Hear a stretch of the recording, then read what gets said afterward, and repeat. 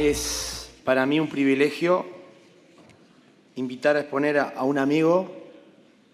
No lo embromen con el fútbol, me dijo que no le gusta el fútbol, o sea que invito al profesor perito Rodolfo Sáez de Chile a disertar, y aquí está su público. Un fuerte aplauso para recibirlo.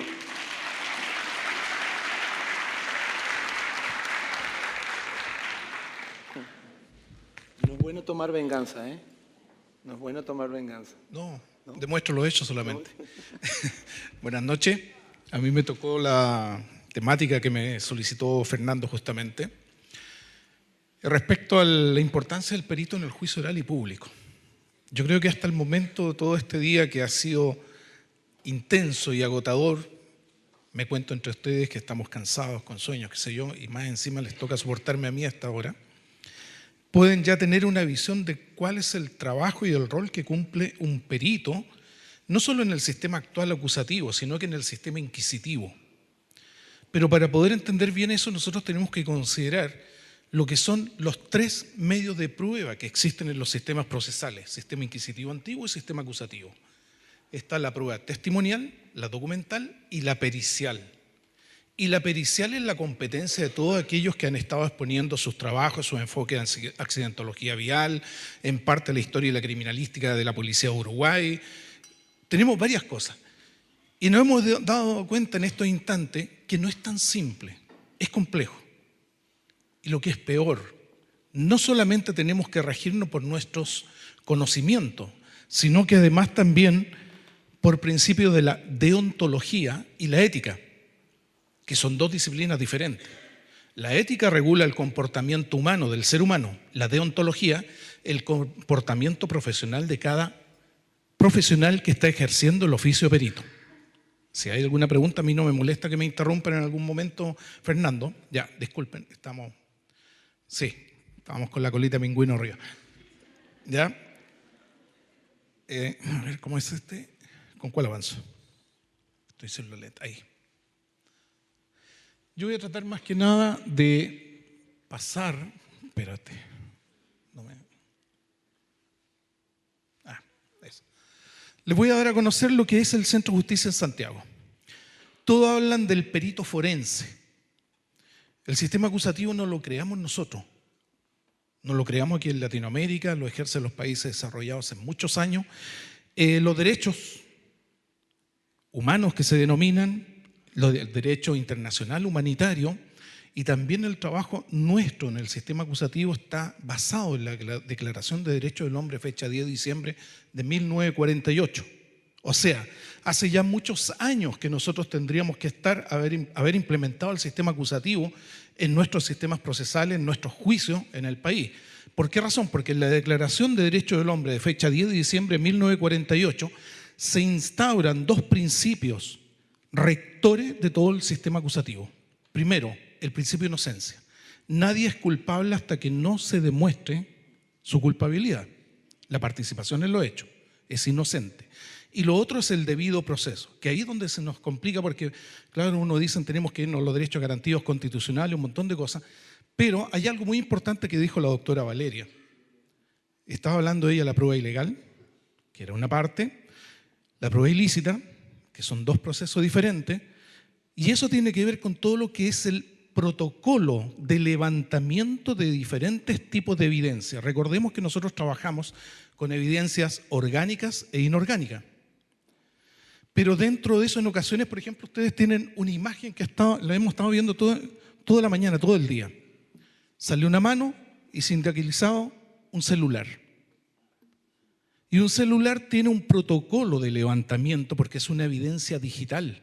Igual que cuando yo levanto una memoria flash o pendrive, que se le denomina en algunas partes, o simplemente levanto una unidad de almacenamiento de un computador, que puede ser un computador portátil, un notebook, una tableta o una tablet, como quieran ustedes llamarle, puede ser un computador fijo o puede ser el celular que a algunos les ha dado risa que yo ando trayendo, que realmente es un arma de doble filo.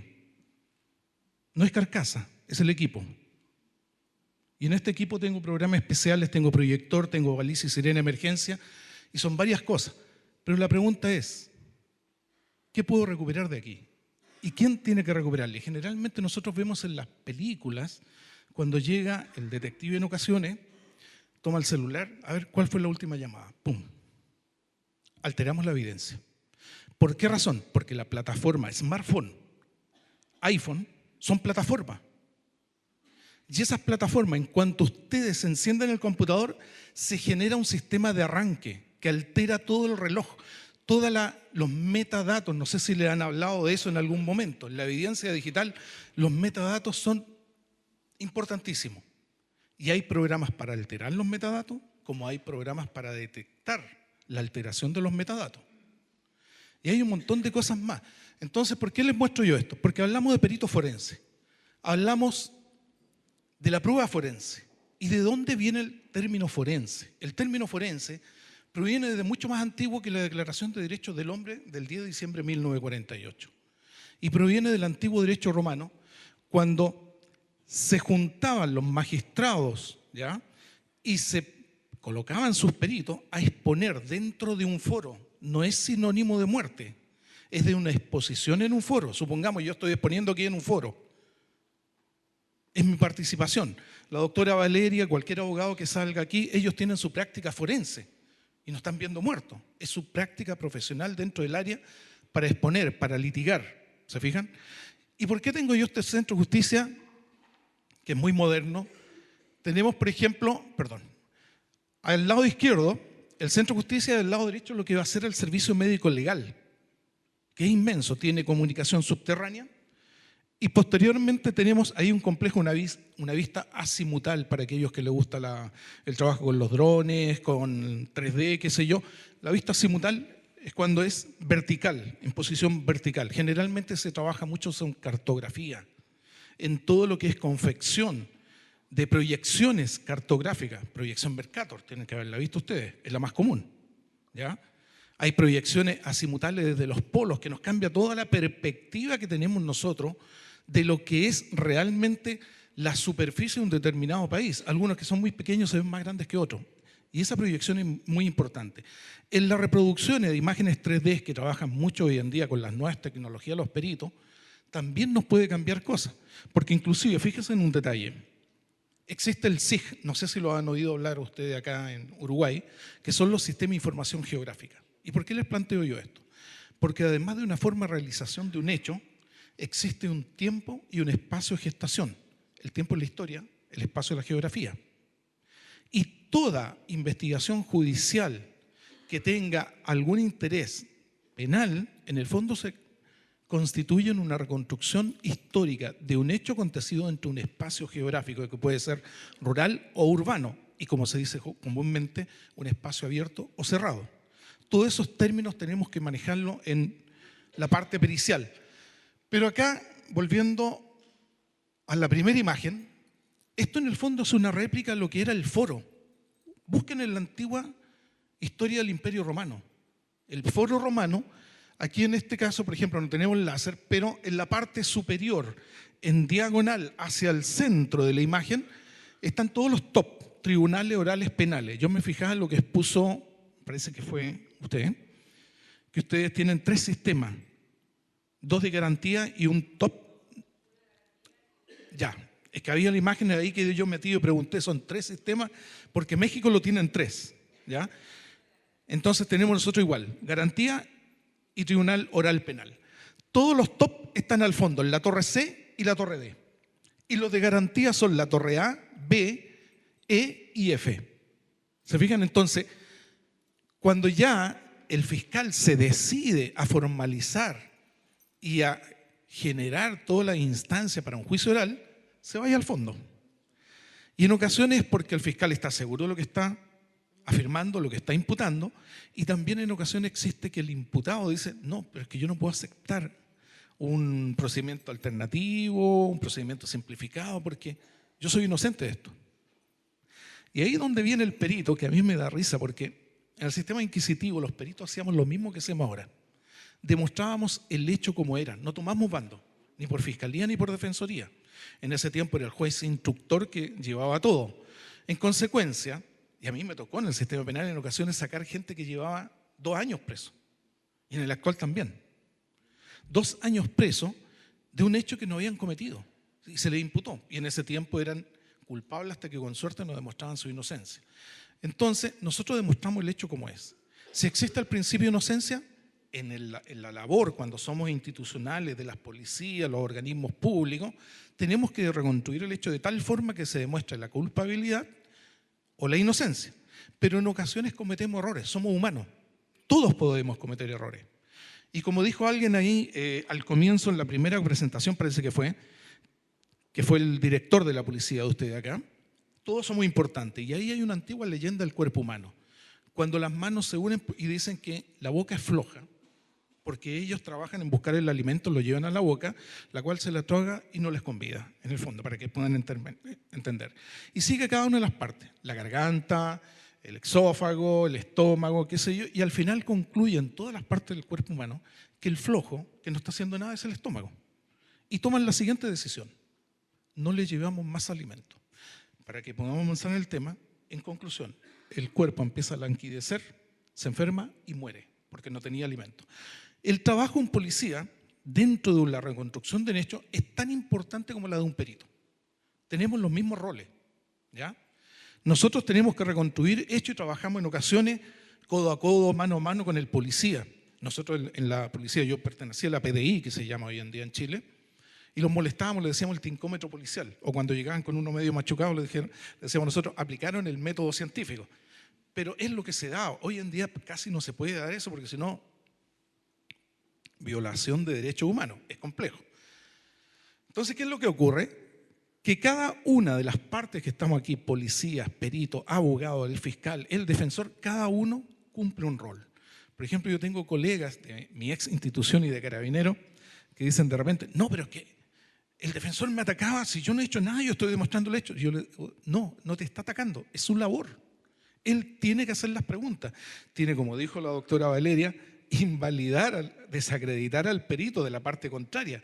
¿Para qué? Porque si la prueba es fuerte, la defensa, va a entrar eso y le puede destruir el caso. Pero es complejo.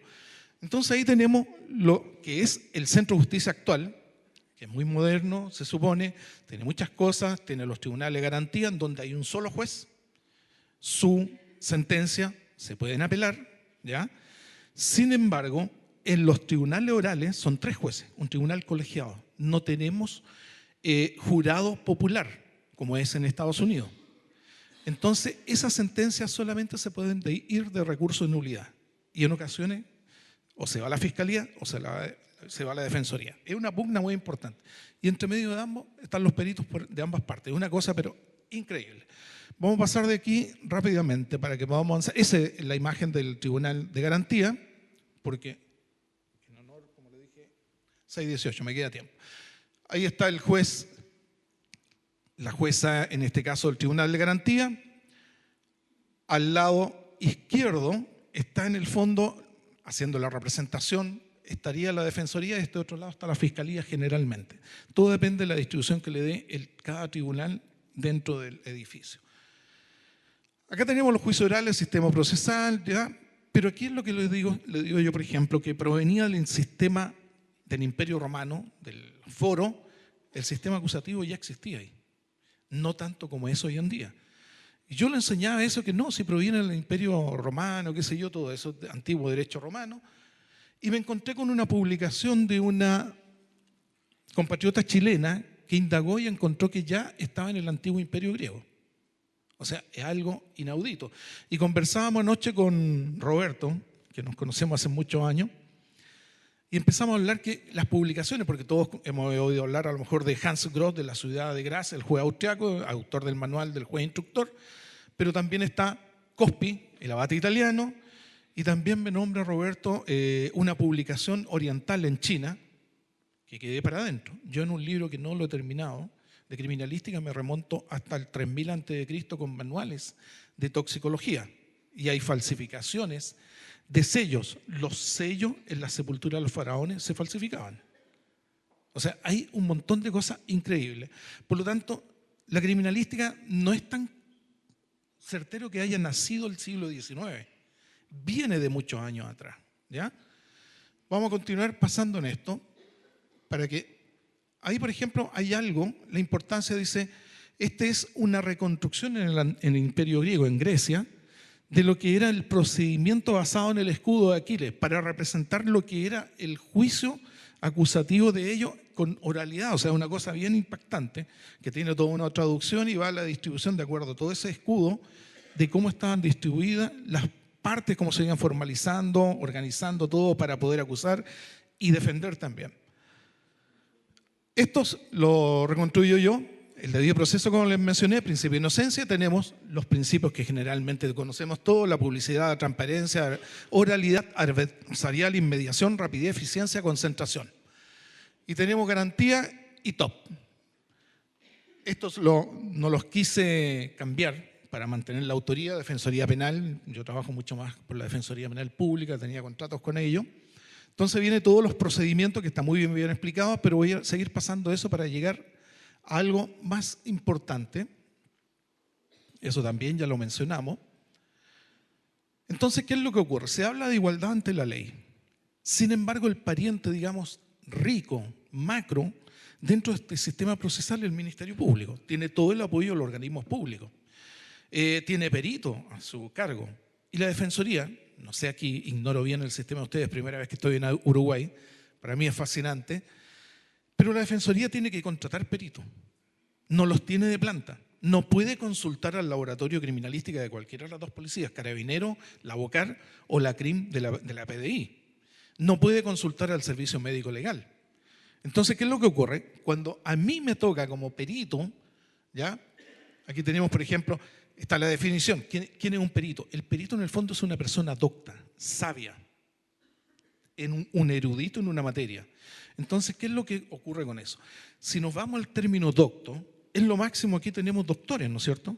Porque los grados académicos, aquí viene la carrera académica, licenciatura, que es el peldaño principal, la maestría, el doctorado y el postdoctorado. Para ejercer como perito, ¿qué es lo que necesitamos? Un título universitario. Sin embargo, hay tres tipos de informes. El informe perito, requisito título universitario mínimo 4 años o equivalente a 8 semestres de estudio. Después viene el informe técnico, requisito título de un organismo de educación superior con un mínimo de 2 años, un máximo de 3 años, informe técnico. Y después viene, que los tomamos como sinónimo en ocasiones, el experto. Y el experto, aquí es donde viene el problema y vamos a tener que diferenciar los tipos de conocimiento. El experto basa sus conocimientos en su experiencia. Aquello, yo ya soy del año 56, conocí, por ejemplo, a mi padre, que yo le preguntaba cómo hiciste ese color en las obras que pintaba él. Me decía, secreto profesional. Más de alguno tiene que haber escuchado eso en su familia. ¿Y por qué razón? Porque ellos no tenían tanto acceso a la educación superior. Entonces lo que aprendían era a través de su vida y no querían que le quitaran ese conocimiento porque podían perder el trabajo. Ese es un experto. ¿Y en qué se basa la diferencia? Los dos primeros están relacionados con el conocimiento científico, que es perfectible, es acumulable, ¿ya? Se puede contrastar, se traspasa generación en generación. No me quedo yo con mi conocimiento, que es lo que hemos estado haciendo todo este día hoy en día, transmitiendo conocimiento a cada uno de nosotros, a cada uno de ustedes, que lo van a traspasar a otras generaciones futuras. Y el conocimiento vulgar o común es el que maneja el experto. Se murió el experto, se llevó todo su conocimiento. Si ustedes, por ejemplo, que le escuché a Fernando por ahí de una publicación que tiene una revista que es muy interesante, y le pregunté a alguien por ahí cuál era el primer manual de criminalística que habían hecho, y me dijeron, bueno, Roberto de los Santos había hecho un manual de criminalística por ahí, 90, 80, no me acuerdo cuánto fue que me dijeron. ¿Ya? Entonces, todas esas publicaciones son importantes. Sea un artículo científico, sea una entrevista de prensa, sea una conferencia, un curso, un seminario, ustedes están transmitiendo conocimiento. Todos estamos transmitiendo conocimiento y los que están aquí soportándonos están adquiriendo conocimiento. Y a ese conocimiento van a agregar su experiencia y todo el trabajo que desarrollen, porque nuestra base es teórica y también el conocimiento práctico. ¿Se van dando cuenta? Entonces, ¿qué es lo que va pasando? Que con el tiempo todo eso se va acumulando y si se publica, queda el conocimiento. Pero si no se publica como el conocimiento del experto, se perdió. Yo en el laboratorio, cuando reingreso a la policía como perito, porque perdí por un accidente en montaña mi ingreso a la policía, hago la pregunta si había bibliografía referente al tema. Y mi jefe me dice, no, está todo aquí. Yo la quedé mirando, esta señora está mal. La historia de la escritura es muy antigua, o sea, no puede ser. ¿Se fijan? Entonces hay cosas muy importantes que ir, y Roberto expuso muy bien en la mañana cuando usted empezó a hablar de precursores, qué sé yo, sus publicaciones, son cosas importantísimas, todo eso nos sirve. Acá, por ejemplo, la importancia de ese, por medio de hipótesis, planteamiento objetivo. Generalmente decimos que trabajamos por planteamiento de hipótesis. No, yo calculo que el 90 o a lo mejor hasta el 98% de los peritajes nuestros son en base a objetivos. No establecemos un objetivo. Por ejemplo, creo que el colega de Norteamérica va a poner algo sobre ilegalidad de adulteraciones documentales, algo por ahí creo que es el tema. En un documento, ¿qué es lo que yo tengo que establecer? La autenticidad o falsedad de un documento. Si establezco la falsedad, tengo que establecer la autoría, si es que podemos establecerla. Y ahí viene lo complejo. Por ejemplo, ¿cuáles son los requisitos de existencia de un documento? Un autor, un contenido y un soporte. Y los tres son variables. Fíjense en ese detalle, los tres son variables. Medios reproductores, los escriptores y los impresores. Y ahí se nos complica la cosa. Porque dentro de los escriptores podemos tener un burilo, un clavo, qué sé yo, un cuchillo. O la escritura cuneiforme, por ejemplo, golpes de cuño. Pero los impresores, claro, teníamos antiguamente las máquinas de escribir con la tipografía, pero aparecieron las impresoras offset, empezó la serigrafía, hoy en día está el digital printer, la serigrafía industrial, y así un montón de otros medios. Los medios de captura, cuando aparecieron la fotocopia, hablábamos de un documento fotocopiado, pero después aparecieron las multifuncionales, y la captura era una fotocopia. Pero la impresión podía ser inyección de tinta, o sea, IT, o podía ser láser, o inografía, o termografía, etc. Entonces se nos va complicando en cada una de las especialidades de las cosas. ¿Para qué decir en accidentología? Casi todos hablamos de accidentología vial. A mí, como soy instructor de socorrismo y rescate en montaña, pertenecí, ya soy viejo ya, alguna vez al Cuerpo Socorro Andino, que es el que evacuó, o mejor dicho, rescató a los radvistas sobrevivientes de los Andes. Y organicé una expedición de puros socorristas a ese lugar. Hice toda una reconstrucción pericial y lo único que les comentaba el otro día que no pude desentrañar cuáles fueron las luces que vieron los pilotos, que son los únicos que podrían explicar qué luces vieron bajo el temporal. Es una cosa muy importante. El resto tiene todo un proceso de reconstrucción. Pero ellos jamás enfilaron por el Valle Central después de ver las luces de Curicó. Enfilaron por los contrafuertes cordilleranos y por eso chocan con las crestas y los picos de la cordillera y caen en Argentina, no en Chile. Cruzan los contrafuertes para entrar a Chile. Pero como ustedes no tienen cordilleras como nosotros, y les sale el sol por el mar y a nosotros se nos oculta por el mar, pensaban que estaban en territorio chileno. Entonces querían seguir avanzando para llegar a alguna ciudad. Es una cosa que le digo, realmente nosotros experimentamos, era una odisea. Soy perito en montañismo, porque además soy geógrafo especializado en desastres naturales y en desastres naturales en montaña. Y dentro de antes de desastres naturales en geomorfología. Y todo eso lo he ido relacionando también con la criminalística. Cuando expuse en el tercer Congreso Internacional de Ciencia de la Tierra el año 93 y fusiono la criminalística con la geografía y dentro del ámbito andino la denomino la geocriminalidad andina. ¿Que la confunden con qué? Con la Escuela Cartográfica de Chicago, que en geografía también se denomina igual, pero esa hace un mapeo y aísla la zona de delito y los obliga a emigrar. Yo lo que buscaba era las causales geográficas, políticas, sociales, económicas, etcétera, etcétera, el porqué de tal o cual delito, y en base a esas mismas causales buscar las posibles soluciones. Es completamente diferente el enfoque. Pero sigamos con cosas. Tenemos antropología. ¿Cuál es el espacio antropológico que se ocupa dentro de la criminalística? Es importantísimo. Tenemos, por ejemplo, mucho se habla del reconocimiento facial. Todos sabemos de la antropometría de Bertillon, que no era antropólogo, su padre era antropólogo, ¿ya? Y que cometa alguna falla. Incluso cuando se hace, no sé si aquí han oído hablar del caso Will y William, no, es Will y Williams, el apellido no me acuerdo ya, el caso Wells, 1903 en Estados Unidos. Peritaje antropométrico Bertillon, había uno condenado a cadena perpetua y toman detenido a otro y le dicen, pero ¿por qué estás tú libre si estás con perpetua? No, pero si yo no soy esa persona. Y ahí se aplica por primera vez la dactiloscopía de Vucetich. Y sacan de un error porque eran dos personas que antropométricamente, por reconocimiento facial, eran iguales. Imagínense. Y eso se da. A mí me tocó un caso el año pasado, si mal no recuerdo, donde un pobre individuo estuvo detenido por ser asaltante de farmacia.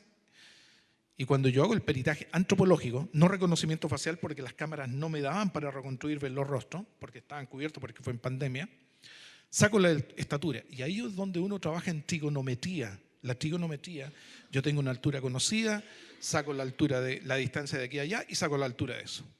Y en el celular tengo esos programas. Y en 3D también se puede hacer. Con drones también se puede hacer. ¿Ya? Entonces ahí vienen todos los trabajos de sistema de información geográfica. Y en ese caso saco, primero, eran 2 estaciones diferentes del año.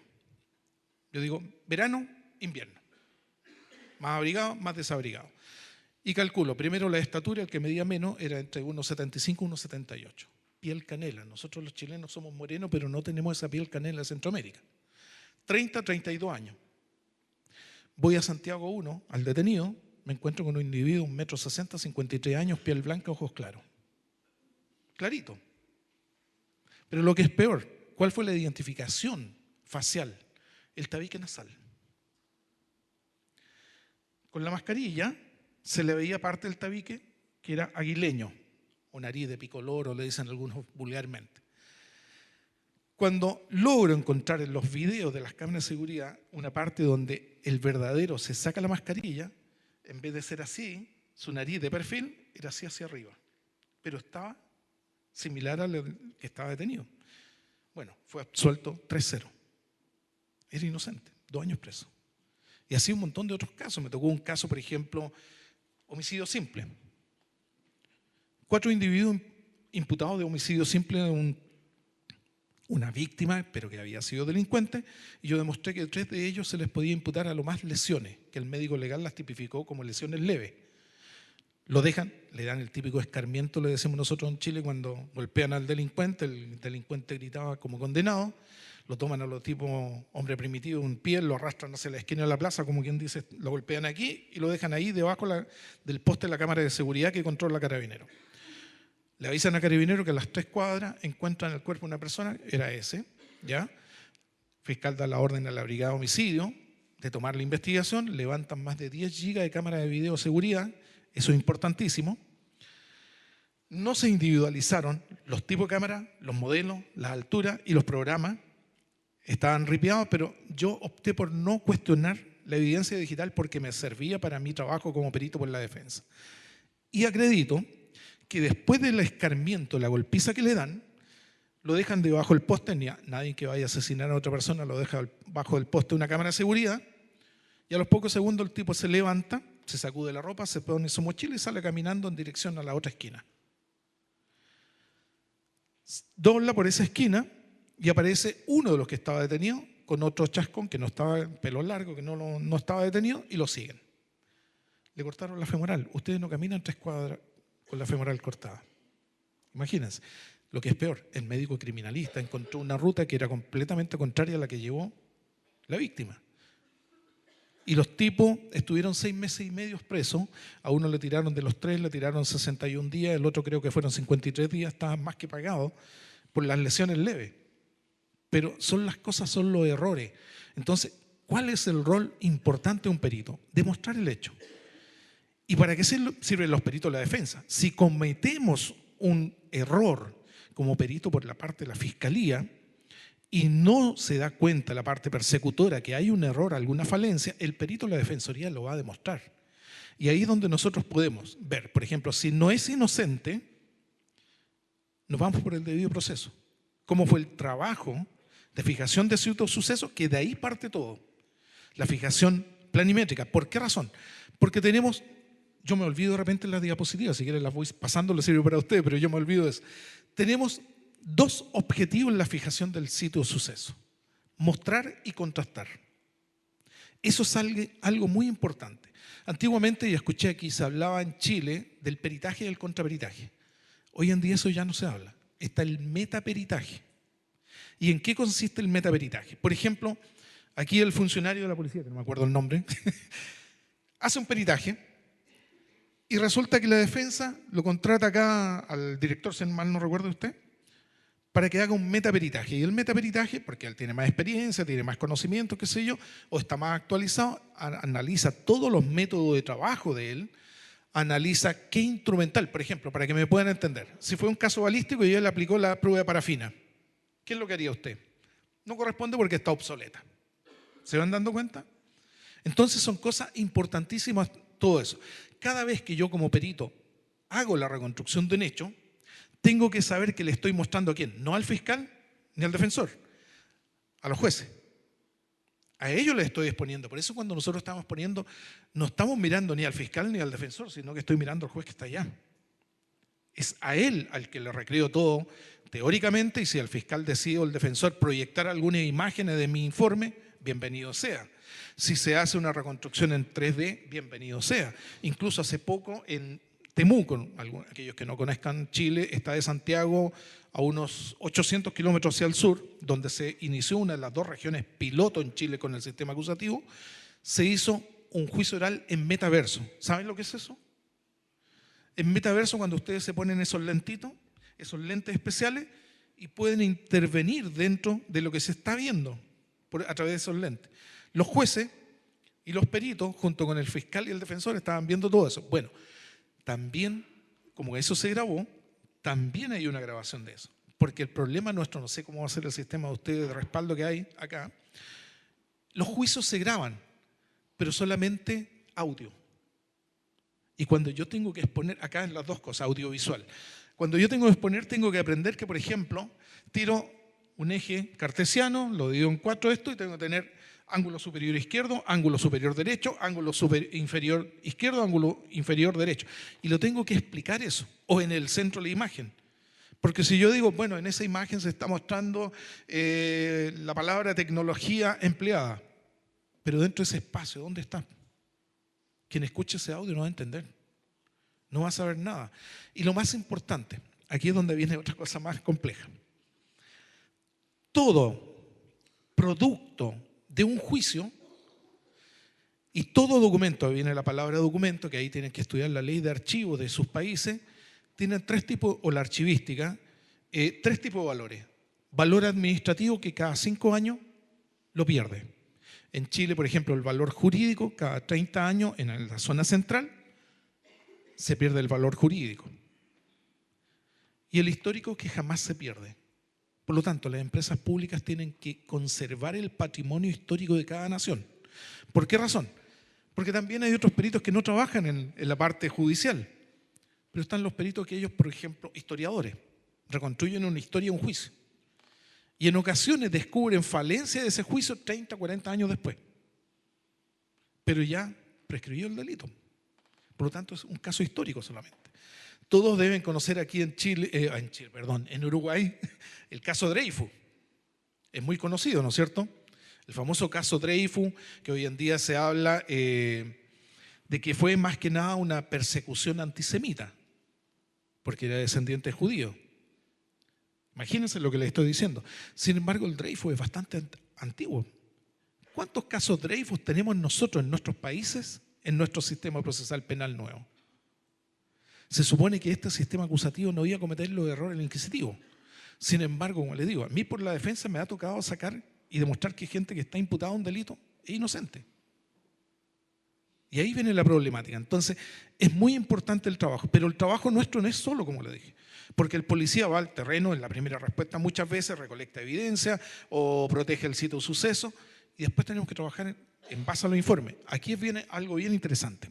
En Chile le llaman la entrevista, que es cuando le toman declaración a un testigo, a una víctima, qué sé yo. Ustedes saben que toda investigación de carácter social tiene instrumentos de control. Uno de los instrumentos de control más básicos es el cuestionario. Yo me pregunto a la señora fiscal, a los peritos aquí, si es que alguna vez han analizado y contrastado las declaraciones de todas las personas que les tomaron declaración. Si describían bien al imputado, coincidían las descripciones físicas, las edades, si la ubicación espacial de las personas estaban bien todas o habían falencias y contradicciones. Le aseguro que un 70% a lo mejor nunca lo ha hecho. Esa es una de las herramientas que yo hago o utilizo como perito de la defensa cuando me toca revisar, porque son dos trabajos que puedo hacer. Hacer un trabajo reconstructivo en base a lo que construye Fiscalía, en base a su carpeta investigativa, o hago un trabajo reconstructivo. Además del análisis de la carpeta, me voy a terreno y contrasto un montón de cosas. Por ejemplo, vi un accidente aéreo ahí.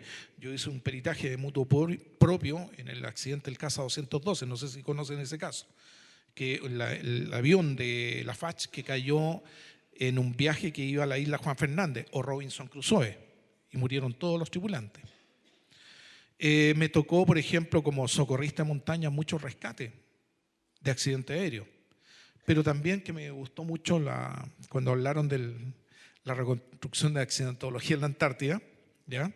Que es bien interesante. A mí me tocó justamente el accidente del Snow Cap en la Antártida de la base militar chilena.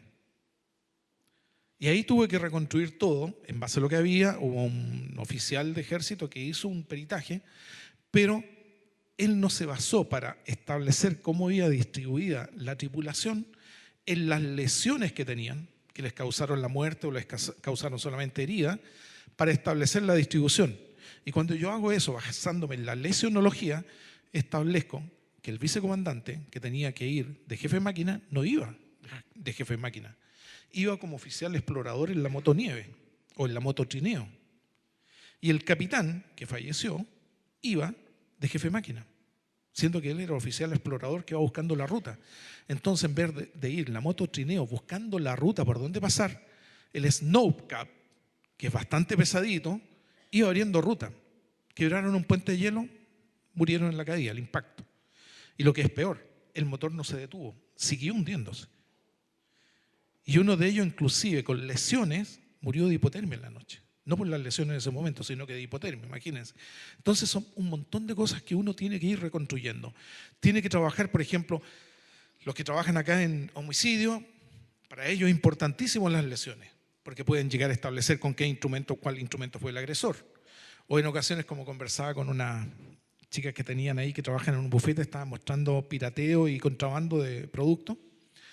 Y yo le hago ver, bueno, dije, aquí, espero que me va a pegar Violeta, en Ciudad del Este hay un chino que es experto en fabricar productos falsos. Yo en el 2002 establecí unos DVD con las caras impresas en serigrafía industrial y los genuinos vienen en offset digital o digital printer.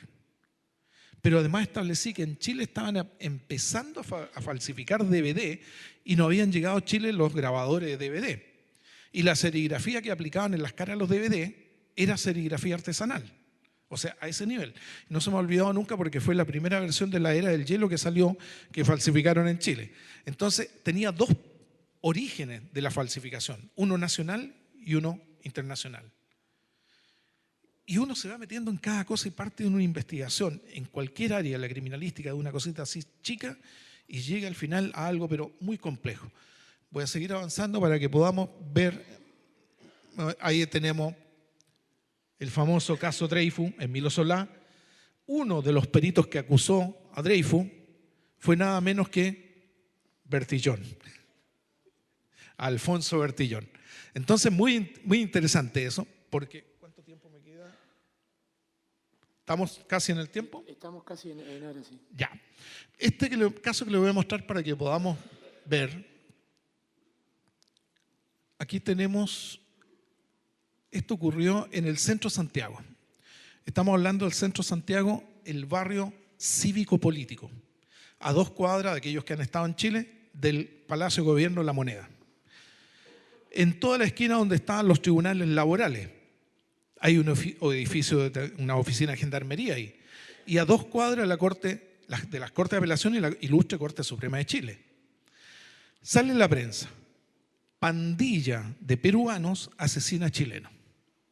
Me miré, de antes, ¿qué onda? Estamos hablando hace muchos años atrás. Me contacta a mí la hermana de uno de los imputados. Ella es dueña de La Casona Peruana, que es un restaurante que está en todo Teatino al llegar a Compañía. me pasan las imágenes fotográficas del servicio médico legal, pero no llegaba el informe, me pasan otras cosas, empiezo a reconstruir, voy a ver, no hubo levantamiento de cámaras de seguridad, está lleno de cámaras de seguridad públicas y cámaras privadas, de entidades bancarias, oficinas, qué sé yo. No hubo ningún levantamiento. Un testigo que dijo, no, si yo vi, fíjense lo que le voy a decir, vi cuando una camioneta atropelló al chico después que los peruanos le pegaron y él estaba bien. No lo tomaron en cuenta. Aquí mis colegas me van a matar, ¿eh? Mis colegas encontraron, que se los voy a mostrar acá, el arma homicida, ahí está, fíjense las cámaras de seguridad, compañía Teatino. Aquí está el restaurante adentro donde se supone que había un matrimonio y entra el hermano de la dueña con un amigo y no, entra solo primero y empezó, como decimos nosotros en Chile, a pintar el mono porque estaba ebrio. Entonces los mozos no encontraron nada mejor que sacarlo suavemente, prácticamente en el aire, a puñete y puntapié, y él volvió con otros amigos a buscar pelea. Y cuando van a ingresar, se encuentra con el chileno y pensó que era uno de los mozos. Y el chileno era un músico que se iba yendo de ebrio y ya había terminado de... Y lo empiezan a golpear. Y de ahí entran al restaurante a la fuerza y el chico queda. Ahí yo hago una reproducción de cómo se produce la pelea. Se supone que ahí en la parte inferior donde están las 4 personas rodeando a una, serían los peruanos que agreden al chileno. Vamos a buscar aquí, esas son las lecciones, traumatoráxico. Una aquí y otra acá. Y aquí está el arma homicida que encuentran mis colegas. Una rueda de esos carros de basura, que con ese le habían pegado como con un mazo. Sí, eran ruedas, pero de una camioneta Peugeot Partner que lo atropelló después de la golpiza. Y murió de traumatoráxico. Y vamos viendo otra cosa. La víctima es la del lado izquierdo. Y el otro, lo estoy comparando, otro caso. ¿Se fijan? Tenemos hematoma, los ojos cerrados, prácticamente pareciera que están los ojos de mapache, en parte, pero no hay fractura cráneoencefálica. Después lo ratificó eso el médico legal y establece en su conclusión que murió producto de un impacto con liberación de alta energía más compatible con un accidente automovilístico. Lo dejo hasta aquí porque ya es corto y ya estoy muy, muy cansado. Muchísimas gracias. Muchas gracias.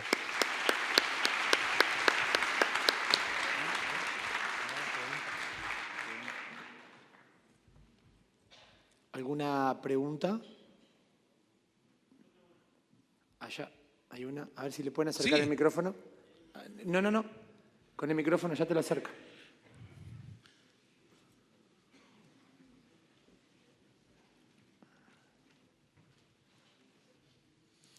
Te hago una consulta. En Chile, los peritos que trabajan con la Fiscalía, ¿pertenecen a la policía? Porque no me quedó claro eso de... Sí, están los peritos de ambas policías, Policía de Investigaciones, PDI, que es la Policía Civil, y Carabineros de Chile, que es la Policía Uniformada.